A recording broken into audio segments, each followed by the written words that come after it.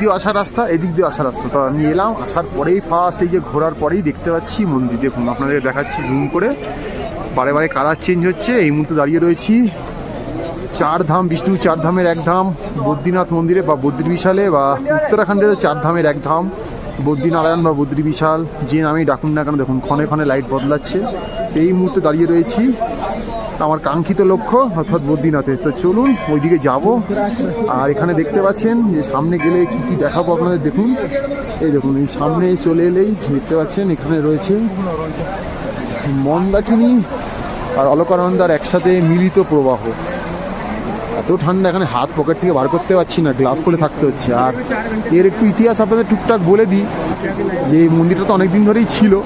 তো যখন এই বিদেশি শত্রুর আক্রমণ করা হয় এই মন্দিরটার ওপরে, তখন এই মন্দিরের এই বিগ্রহকে বাঁচানোর জন্য এই মন্দাকিনী বা অলকানন্দার জলে ফেলে দেওয়া হয়।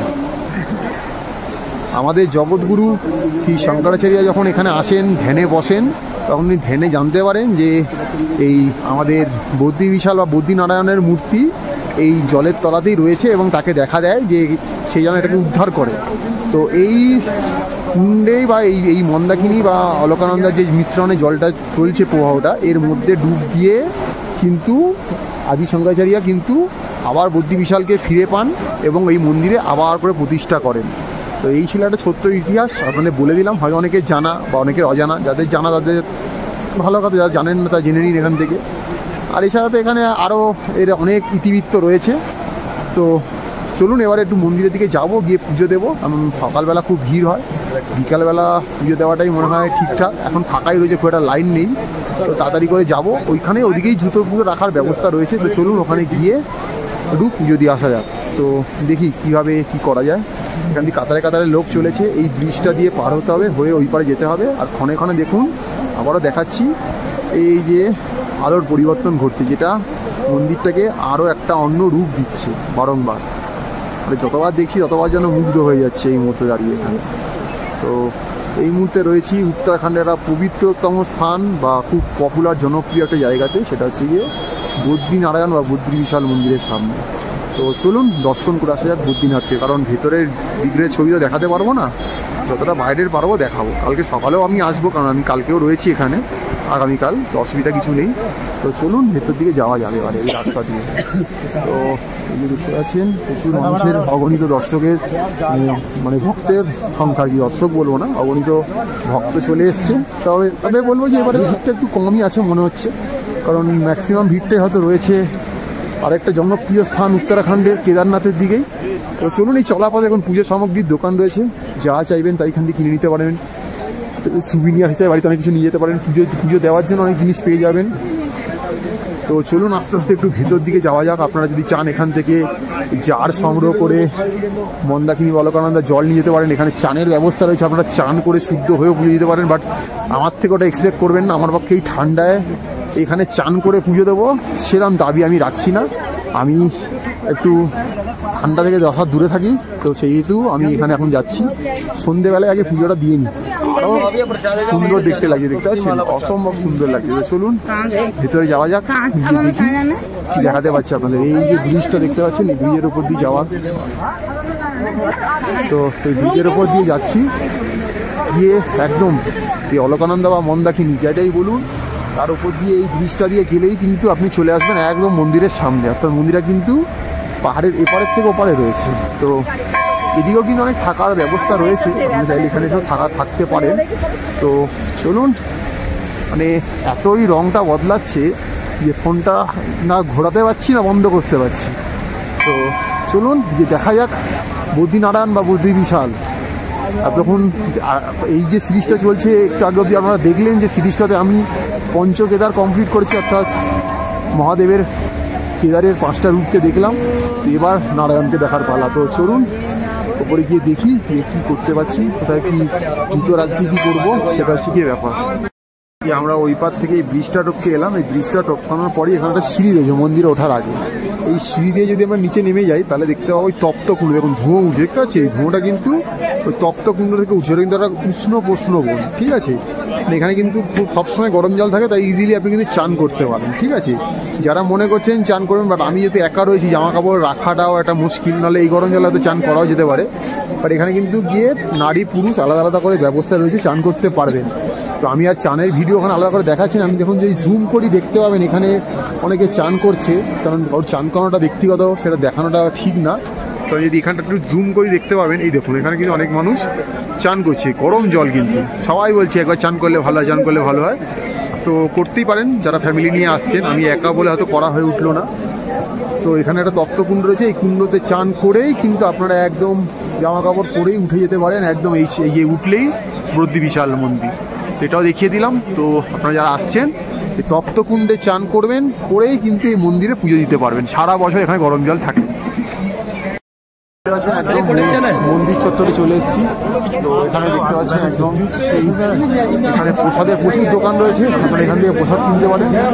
আর এই দেখুন এই লাইটগুলো লাগানো রয়েছে, এই লাইটগুলোই মন্দিরে গায়ে প্রতিফলিত হয়ে মন্দিরকে আলাদা একটা রূপ দিচ্ছে। তো চলুন আরও একবার সামনে থেকে ভালো করে দর্শন করে নিই মন্দিরটাকে।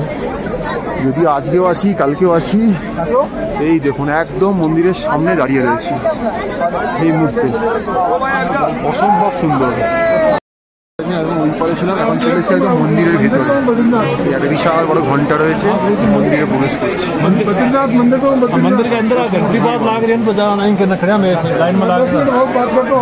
লাফালাফি করছে ঘন্টাটা যে লম্বা, সেবারে স্ট্রাকচারটা দেখুন ভালো, লাইট ঝলমল করছে।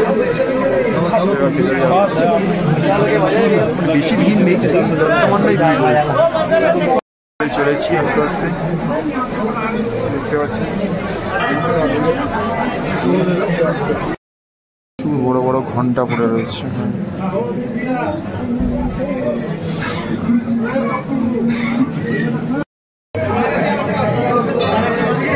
দেখুন আরো ভিতরে যাচ্ছি, প্রতিনিয়ত রেনোভেশনের কাজ চলছে। ঘুরে আমাদের দেখতে পাচ্ছেন এই পিছনেই ছিল মন্দির আমাদের বদ্রী বিশাল বা বদ্রীনারায়ণের। তো পুজো দিয়ে আমরা বেরালাম, ভেতরে এখন ঢুকতে ইচ্ছে না, সকালে হয়তো ঢুকতে দেবে হয়তো। আর মন্দির চত্বরে অনেকগুলো ছোটো ছোটো মন্দির রয়েছে, সেগুলো ঘুরিয়ে দেখাবার। এই যেমন বিশাল মোটামুটি একটু ভালোই ভিড় রয়েছে হালকা, মানে মোটামুটি আমার তো ম্যাক্সিমাম এই 15 থেকে 20 মিনিট মতো সময় লাগলো যে দর্শন করার জন্য। তো চলুন আমাদের বাকি মন্দিরগুলো একটু ঘুরিয়ে ঘুরিয়ে দেখাই। ঢুকেই এখানে রয়েছে একটা হনুমানজির মন্দির, আর এদিকটায় চলে এলে দেখতে পাচ্ছি এদিকে রয়েছে মহালক্ষ্মী মন্দির। বেরিয়েই মানুষের এখানে প্রচুর ঢল নামছে। এই যে এখানে মহালক্ষ্মীর মন্দির রয়েছে দেখতে পাচ্ছেন, দেখানোর চেষ্টা, এই দেখতে পাচ্ছেন মহালক্ষ্মী মন্দির, দেখতে পাচ্ছেন মন্দিরটা। আর এখানেও দেখতে পাচ্ছেন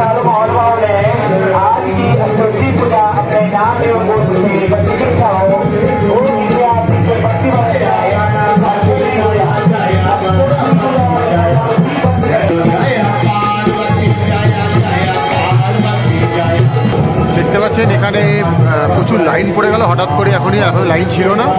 আর এখানে দেখুন লেখা রয়েছে যে বিভিন্ন ধ্বজা বিক্রি, যেমন জগন্নাথ মন্দির এখানে ধ্বজারও দাম রয়েছে। দেখুন বড় ধ্বজা 2100 টাকা, মিডিয়াম ধ্বজা 1100 টাকা, ছোটো ধ্বজা 551 টাকা। তো আপনারা চাইলে ধ্বজাগুলো এখান থেকে সংগ্রহ করতে পারেন। প্রত্যেকদিন হয়তো এখানেও ধ্বজা বদল করা হয়। তো চলুন আর একটু ভেতরে গিয়ে দেখি ছোটো ছোটো মন্দিরগুলো কী কী রয়েছে ওখানে। তো দেখা যাক ভেতরে যাই। চলুন এখানে হনুমানজির আরেকটা মন্দির দেখতে পাচ্ছি, মূর্তি রয়েছে এখানটায়। দেখুন এই দেখুন হনুমানজির মূর্তি রয়েছে এখানটায়। এখানে দেখতে পাচ্ছেন নরনারায়ণের মূর্তি রয়েছে। আর এখানে দেখতে পাচ্ছেন শ্রী ক্ষেত্রপালের মূর্তি রয়েছে। এই ছোটো ছোটো মূর্তিগুলো ভেতরে রয়েছে। তো হঠাৎ করে একটু ভিড় হয়ে গেল। এখন মনে হয় মন্দিরটা বন্ধ করা হয়েছে, কারণ আপনারা জানেন নারায়ণকে প্রত্যেক 2 ঘন্টা পরপরই বিভিন্ন বেশে সাজানো হয়, খাবার দেওয়া হয়, ভোগ অন্নদান করা হয়, তো সেই জন্য এখন একটু বন্ধ রয়েছে, তাই ভিড়টা বেড়ে গেল। আর এখানে দেখুন হোম যজ্ঞের ব্যাপার রয়েছে। তো মন্দির চত্বরটা সবসময় জমজমাট একটা পরিবেশ। তো এই আপনারা দেখুন দাঁড়িয়ে রয়েছে এই মুহূর্তে বদ্রীনাথ মন্দির, অর্থাৎ বদ্রী বিশাল, যেটা উত্তরাখণ্ডের বিখ্যাত বদ্রীনাথের মন্দির নামে আমরা চিনি। দেখতে পাচ্ছেন মন্দিরখানে প্রচুর জিনিসের দোকান সমাহার রয়েছে, বিভিন্ন রকমের স্টোনের মালা রয়েছে, রুদ্রাক্ষ থেকে স্ফটিক থেকে। আর যাচাই করে নেওয়াটা আপনার দায়িত্ব, আমার কিন্তু নয়, আমি দেখিয়ে দিচ্ছি। এখানে 4 ধাম, পঞ্চকেদার সব কিছুর ছবি রয়েছে, ছোট বড় পূজা সামগ্রী রয়েছে, লোককে দেওয়ার জন্য সুভিনিয়ার রয়েছে। আপনারা এগুলো নিতে পারেন এখান থেকে। বিষ্ণুর যন্ত্র, শ্রীলক্ষ্মী যন্ত্র সব কিছু রয়েছে এখানে, বাঁধানো রয়েছে, ছবি হিসাবে রয়েছে। দেখুন কত কি চাই আপনাকে। তো যারা আগামী দিন আসছেন, দেখুন 4 ধামের ছবি, কি সুন্দর লাইট দেওয়া, ইট বাঁধানো রয়েছে, এটাও নিতে পারেন এখান থেকে, কিনতে পারেন। দেখুন এটাও রয়েছে। তো অনেক কিছু রয়েছে, আগামীতে এলে আপনারা এখান থেকে এগুলো সংগ্রহ করতে পারেন। প্রসাদের প্রচুর দোকান রয়েছে, এখানেও রয়েছে, মন্দিরের সামনে রয়েছে। তো আমি বললাম মন্দিরের সামনে কিনলে একটু দাম পড়ে বেশি, এখান থেকে কিনলে একটু দাম হয়তো কম পড়ে। তো অনেক শ্রীযন্ত্র রয়েছে, স্বস্তিক চিহ্ন রয়েছে। তো প্রচুর জিনিসের সমাহার এখানে, তো আমরা এখান থেকে সংগ্রহ করতে পারেন। অবশ্যই দরদাম করে বার্গেনিং করেই কিনবেন। দেখিয়ে দেওয়াটা আমার কাজ, দাম তো আপনাদের ঠিক করতে হবে নিজেকে। তো এত ঠান্ডা যে কথা বলতে পারছি না, ঠোঁট মুখ বেঁকে যাচ্ছে, এমনিতেই ঠোঁট গাল সব ফেটে গেছে, একাকার অবস্থা। ঠান্ডা এখানে প্রচণ্ড রয়েছে। তো দেখুন প্রচুর, সবই সেম দোকান, বাট আপনাকে এসে একটু জিনিসপত্র দেখে দিতে হবে। আরও জিনিসপত্র রয়েছে এখানে। তো এবার মন্দির কমপ্লেক্স থেকে বেরিয়ে যাচ্ছে আস্তে আস্তে। বিকালে এলাম বলে হয়তো আমাকে কোনো কিছু দিতে হলো না সেরকম, মানে টোকেন ফোকেন নিতে হলো না, বাট সকালে কিন্তু রেজিস্ট্রেশন দেখিয়ে কিন্তু টোকেন নিতে হবে। তো চলুন এদিকে যাই। চারদিক জুড়ে কনস্ট্রাকশনের কাজ চলছে, সকালে দেখাবো সেগুলো। তো এখানে প্রচুর গার্মেন্টসের দোকান রয়েছে, কারণ এখানে ঠান্ডা সারা বছর থাকে। তো আপনারা যখন আসবেন এগুলো একটু দেখে নেবেন। যদি কোনো কিছু আনতে ভুলে যান, না এনে থাকেন, এখান থেকে সংগ্রহ করতে পারবেন। প্রচুর খাবারের দোকান রয়েছে, খাওয়া দাওয়া করতে পারবেন। আর দেখি চলাপাতা কী কী খাওয়া যায়, কি করা যায়। জুতো চটি হারিয়ে গেলে, ছিঁড়ে গেলে এখান থেকে সংগ্রহ করতে পারবেন, মানে কিনতে পারবেন, সংগ্রহ ঠিক না। তো প্রচুর দোকানপাট রয়েছে এখানে। শীতের জিনিস প্রচুর রয়েছে, নিজের জন্য, পরিবারের প্রিয়জনের জন্য এখান থেকে কিনতেই পারেন। এবার দাম কিন্তু খুব চড়া থাকবে, আপনাকে বার্গেনিং করে নিতে হবে। এগুলো কেনা সবচেয়ে বেস্ট জায়গা হচ্ছে কি, নো ডাউট, এক কথায় হরিদ্বার। আমরা সেখান থেকেই কিনে থাকি, তো আপনারা চেষ্টা করুন ওখান থেকেই কেনার। এই অনেক খাবারের দোকান রয়েছে, তাই খেতে খুব একটা অসুবিধা হবে না। বছরে যে সময় আসুন না কেন, খাওয়া দাওয়া নিয়ে খুব একটা প্রবলেম হবে না। বেগুন, কত বড় কুমড়ো, ফুলকপি, বেগুন, কপি, পাঁপড় সব রয়েছে এখানে। দুধ পাওয়া যাচ্ছে, তো সব কিছু জিনিস রয়েছে এখানে। তো এখানে অনেক কিছু পাওয়া যাচ্ছে, ভাজা ভুজি সব কিছু। তো মন্দিরের সামনে এরকমগুলো একটু কস্টলি হবে, একটু ভেতর দিকে এগিয়ে গেলে কিন্তু দোকানটা অনেক দাম কমে যাবে। তো চলুন দেখছি আর কোথায় কি রয়েছে, সবটা আপনাদের ঘুরিয়ে দেখাচ্ছি। তো এখানে অনেক আশ্রম রয়েছে, তো সেখানে আপনারা চাইলে থাকতেই পারেন, কোনো অসুবিধা নেই। বাট আমি একটু ওদিকে দূরেই রয়েছি, তো দেখি